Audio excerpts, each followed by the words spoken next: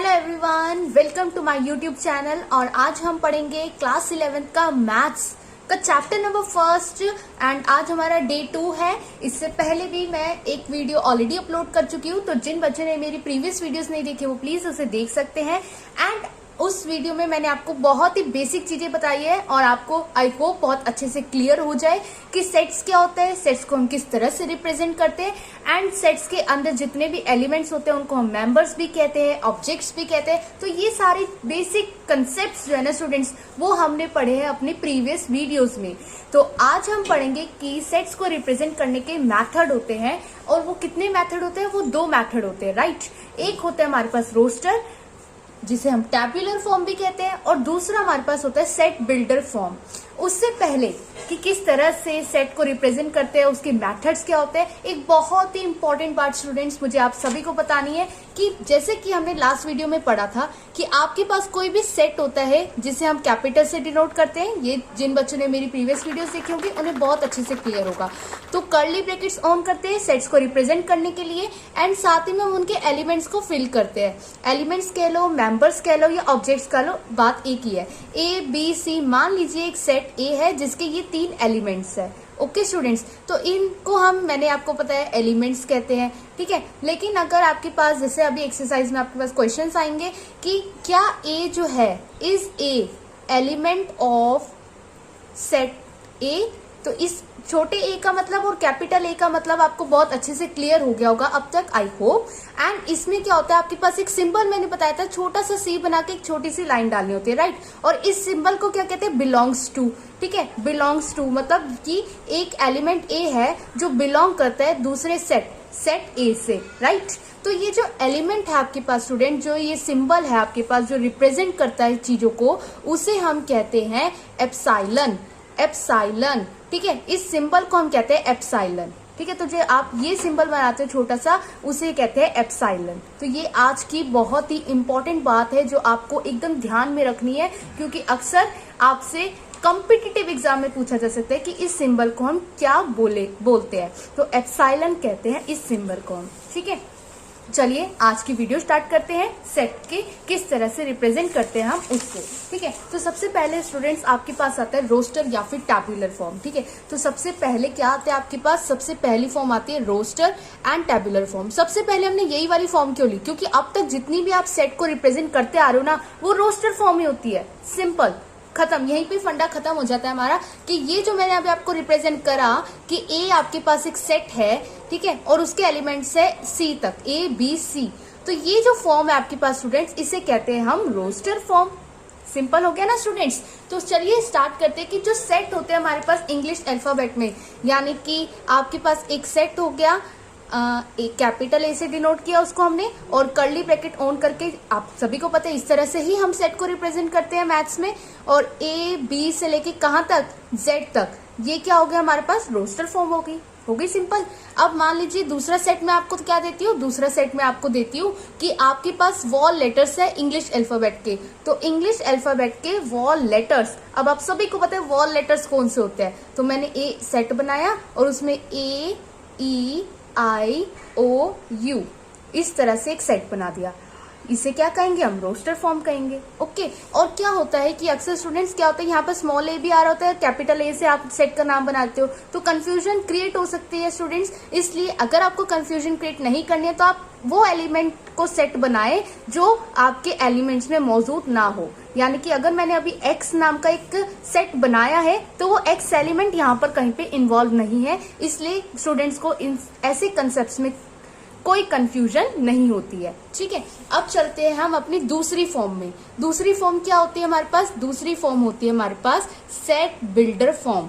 और आपको ये समझ आ गया, सेट बिल्डर फॉर्म अक्सर स्टूडेंट्स को डिफिकल्ट लगती है, लेकिन मुझे नहीं लगता कि ये डिफिकल्ट है, ठीक है। क्योंकि एक बार आपको अगर क्लियरिटी से समझ आ गया तो आपको कोई भी सेट बिल्डर फॉर्म में आप कन्वर्ट कर सकते हो या बना सकते हो सेट को, ठीक है। तो क्या होता है इसमें, the set of all walls in the English alphabet. अब हम यही वाला एग्जांपल लेंगे और इसको कन्वर्ट करेंगे हम सेट बिल्डर फॉर्म में। ऑलराइट, तो क्या है हमारे पास वॉल लेटर्स जो इंग्लिश अल्फाबेट के हैं। मान लीजिए हमने एक एक्स नाम का सेट बनाया, ठीक है, क्योंकि हमें पता है वॉल लेटर्स कौन से होते हैं, ए ई आई ओ यू। तो इसके अलावा स्टूडेंट्स आप कोई भी नाम का आप सेट बना सकते हो ताकि आपको कंफ्यूजन ना हो, ठीक है। अब फिर से सेम कर्ली ब्रैकेट्स ऑन करते हैं हम, और कर्ली ब्रैकेट्स ऑन करने के बाद हम क्या लिखते हैं, स्मॉल एक्स, एक्स दो डॉट और एक्स, और इस दो डॉट को क्या कहते हैं हम, कोलोन कहते हैं, ठीक है। लेकिन हम इसको रीड कैसे करते हैं, सच that x, such that X is a vowel in English alphabet, ठीक है। तो इंग्लिश अल्फाबेट में जो एक्स और एक्स एलिमेंट है वो क्या होंगे, वॉल लेटर्स होंगे। तो यहाँ पर बस फर्क कितना है, वहां पर हम डायरेक्ट रिप्रेजेंट कर देते हैं एलिमेंट्स को, और यहाँ पर सेट बिल्डर फॉर्म में हम क्या करते हैं, एक सेंटेंस की फॉर्म में लिखते हैं, ठीक है। अब यहाँ पर मैंने क्या पढ़ूंगी, X such that X is a vowel in English alphabet, यानी कि हमें एक एक्स नाम का सेट बनाना है जिसमें वॉल लेटर्स हो, तो ए ई आई ओ यू, सिंपल हो गया। तो हमने इसी को कन्वर्ट कर दिया सेट बिल्डर फॉर्म में। तो जहां पर एक स्टेटमेंट की तरह लिखा हो ना स्टूडेंट्स, आपके पास कोई एलिमेंट डायरेक्ट ना फील हो, तो उसे हम क्या कहेंगे, सेट बिल्डर फॉर्म कहेंगे। अब सेकंड एक एग्जांपल देख लेते हैं, क्योंकि इसके अक्सर हम एग्जांपल देखने पड़ जाते हैं कि हम किस तरह से स्टेटमेंट को लिखे, राइट। तो the set of odd natural number, ठीक है। तो हमारे पास सेट किसका आया, ऑड नेचुरल नंबर। अब आप सभी को पता है कि ऑड नेचुरल नंबर क्या होता है, क्योंकि लास्ट वीडियो में मैंने कुछ आपको सिंबल्स भी बताए थे, राइट। तो ऑड नेचुरल नंबर क्या होते हैं, जो 2 से डिवाइड नहीं होते, यानी कि 1 3 5 7 9, और कहां तक चलते हैं, इन्फिनिटी तक, राइट। इन्फिनिटी तक चलते हैं natural number.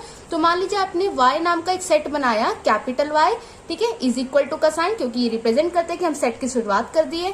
Curly brackets on किए तो हमने क्या लिखते हैं, ये तो सब में आता है students, x such that x, ठीक है, is an odd natural number. बस हमारा सेट यहीं पे खत्म हो जाता है, ठीक है। यहाँ पर कर्ली ब्रैकेट ऑफ कर दो, तो ये हमारे पास क्या आ गया, एक सेट बिल्डर फॉर्म आ गई। आई होप क्लियर हो गया होगा। कैपिटल वाई से रिप्रेजेंट करते हैं और एक स्टेटमेंट लिखनी होती है बस।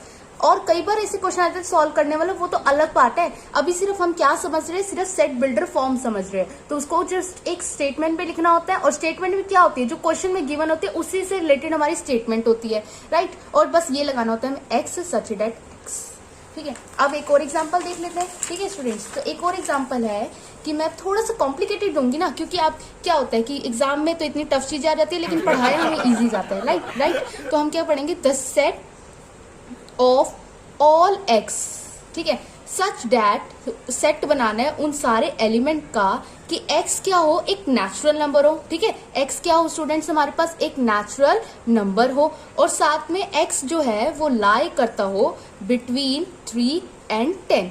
बहुत ही क्लियर कंसेप्ट में ये समझेंगे। हम एक सेट बनाना है सारे x एलिमेंट्स का, ठीक है। यहाँ पर x का मतलब क्या हो, जो हम x सच डेट x डालेंगे ना, उसका मतलब ये हुआ, ठीक है, कि x जो है नेचुरल नंबर हो, ठीक है। x जो है वो क्या हो, एलिमेंट हो नेचुरल नंबर का। इतनी बात समझ आई आपको, x जो होगा हमारे पास वो नेचुरल नंबर का एलिमेंट होगा, और वो कहाँ से अप्लाई करेगा, 3 से लेके 10 के बीच में, ठीक है, बिटवीन 3 and 10, बिटवीन 3 and 10 के बीच में, यानी कि वो ना तो 3 होगा ना 10 होगा, इसके बीच में सारे एलिमेंट्स, यानी कि 4 5 6 7 8 9। स्टॉप हो जाओ यहीं पर, क्योंकि उन्होंने 10 और 3 के बीच में कहा है, ठीक है। बिटवीन का मतलब यही होता है। अब हम बनाते हैं एक जेड नाम का सेट, ठीक है, कर्ली ब्रैकेट्स ऑन किए, एक्स सच डेट एक्स, ये तो सब में आता है, मैंने आपको बताया, क्योंकि हम सेट बिल्डर फॉर्म लिख रहे हैं, ठीक है। इज अ नेचुरल नंबर, क्योंकि अभी बताया कि एक्स क्या होना चाहिए, एक नेचुरल नंबर होना चाहिए, इज अ नेचुरल नंबर,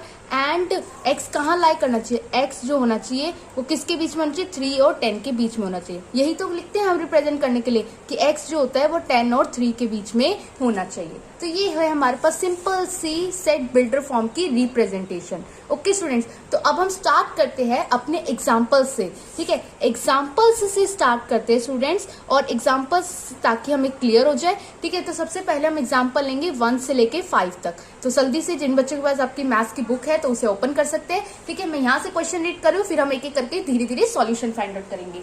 तो आपका सबसे पहले एग्जाम्पल नंबर फर्स्ट क्या कहता है स्टूडेंट्स, एग्जाम्पल नंबर फर्स्ट कहता है हमें कि right the solution set of the equation, हमें एक इक्वेशन दे रखी है स्टूडेंट्स। इक्वेशन क्या दे रखी है हमें, एक्स का square plus x minus 2 is equal to 0। तो उन्होंने कहा ये जो आपको इक्वेशन दे रखी है ना, उसे रोस्टर फॉर्म में लिखकर दिखाओ। किस फॉर्म में लिखकर दिखाना है, रोस्टर फॉर्म में लिखकर दिखाना है। ठीक है, अब रोस्टर फॉर्म तो सिंपल थी, है ना। तो सबसे पहले अब हम क्या करेंगे, इसको कभी भी हमारे पास इक्वेशन आती है, कोई क्वाड्रेटिक इक्वेशन आती है, तो हम उसके सॉल्यूशन फाइंड आउट करने की कोशिश करते हैं, उसके रूट्स निकालने की कोशिश करते हैं, राइट। उसके सॉल्यूशन जो दो आंसर्स आते हैं हमारे पास। तो अगर हम देखें यहाँ पर हमारे पास इक्वेशन दे रखी है स्टूडेंट, एक्स का square plus x minus 2, right, यही दे रखी है हमें इक्वेशन, इज इक्वल टू 0। तो ये क्वाड्रेटिक इक्वेशन हुई, इसके हम रूट्स निकालने की कोशिश करेंगे। तो अब हम मिडल टर्म स्प्लिटिंग से इसके रूट्स निकालेंगे। एक्स का square plus 2x minus x minus 2, तो यानी कि हमारे रूट्स क्या आ गए, 2 and 1 हमारे रूट्स आ गए हैं। तो जिन बच्चों को मिडल टर्म स्प्लिटिंग नहीं आती है तो प्लीज कमेंट करके मुझे बता देगा, मैं आपके लिए एक वीडियो डाल दूंगी मिडल टर्म स्प्लिटिंग पे। ठीक है स्टूडेंट्स, और अभी इसलिए नहीं डाल सकती क्योंकि कुछ स्टूडेंट्स ऐसे जिन्हें मिडिल टर्म स्प्लिटिंग आती है, ठीक है, तो उनका टाइम वेस्ट ना हो, तो आपके लिए एक अलग से वीडियो डल जाएगी मिडिल टर्म स्प्लिटिंग पे। लेकिन कमेंट करके मुझे बता दीजिएगा,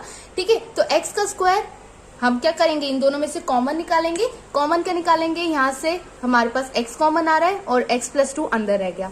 सिमिलरली माइनस का साइन लगेगा और यहाँ से कॉमन क्या आ रहा है हमारे पास 1 और x प्लस 2, क्योंकि हमारे पास माइनस का साइन डलना चाहिए, तो यहाँ अंदर मल्टीप्लाई होकर माइनस आ जाएगा। ठीक है, तो x प्लस 2 आ गया हमारे पास, और यहाँ से x माइनस 1, क्योंकि इन दोनों को हमने फिर कॉमन ले लिया, और फिर इक्वल टू 0 रखा। x प्लस 2 को एक बारी 0 के इक्वल रखो, x माइनस 1 को एक बारी 0 के इक्वल रखो। तो x की वैल्यू क्या आ जाएगी, यहाँ प्लस हो रहा है, वहां जाके माइनस 2 हो जाएगा, और यहाँ पर जो है x माइनस 1 है, तो ये माइनस हो रहा है, वहां जाके प्लस 1 हो जाएगा। तो एक बारी x की वैल्यू हमारे पास माइनस 2 आ गई, एक बारी x की वैल्यू हमारे पास 1 आ गई। ठीक है, अब x की वैल्यूज आ गई हमारे पास, तो रोस्टर फॉर्म में उसको कैसे रिप्रेजेंट करेंगे हम, कि कोई भी ले लो, हम a ले ले, x ले ले, y ले ले, कोई भी एक एलिमेंट ले लो। e जो है हमारे पास सेट है, जिसको हमने कैसे रिप्रेजेंट किया है, 1, -2 से। ठीक है, तो ये हो गया हमारे पास रोस्टर फॉर्म, सिंपल। अब सेकंड क्वेश्चन पढ़े अगर हम, राइट द सेट, हमें एक सेट लिखना है। सेट क्या दे रखा है हमें, x such that x is a positive integer. क्या बोला उन्होंने, पॉजिटिव इंटीजर, एंड x का स्क्वायर जो है वो लेस देन होना चाहिए 40 से।